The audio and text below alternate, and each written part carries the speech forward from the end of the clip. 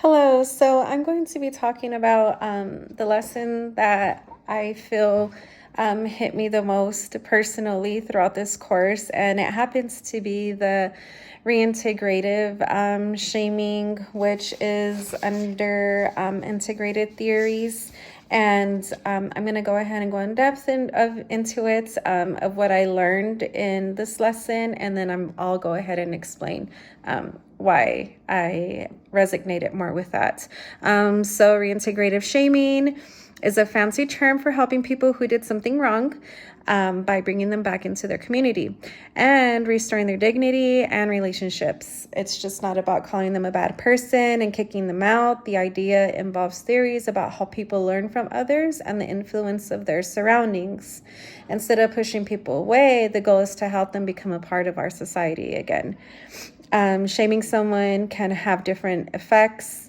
There are two types of shaming, which is stigmatization and reintegration.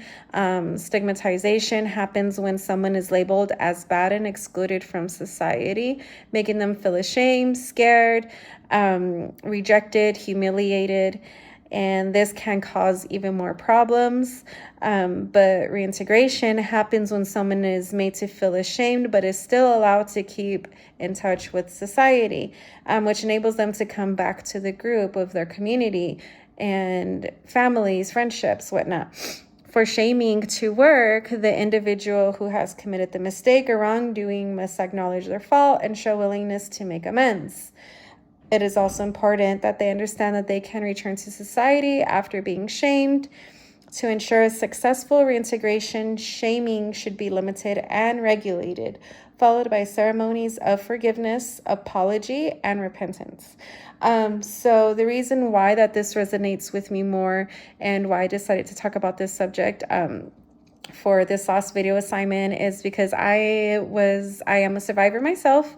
And, I had to go through the whole process of doing the whole court thing and all of that. And even though it was really difficult and stressful and everything else, at the end of the day, all I wanted was for a simple apology, which I did not get. But I told my husband that if he were to have had just apologized, that I probably would have agreed of giving him a lesser sentence.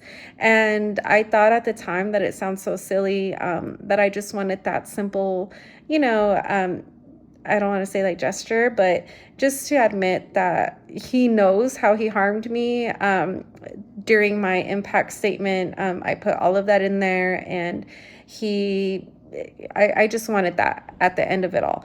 But I can see why this works, because one, like the lady said on, I think it was a TED Ed, she said that, it just takes, it takes those hard conversations that need to be said and where people need to be heard. And I think after that, if you're both adults and you can move through it, then why not? Especially if it's to benefit each other, because there's no point in us just hurting each other and making things worse. And, it's not just us in this world, it's everybody. So, so that's the one that stuck with me the most. And I hope you enjoyed. And thank you for your time.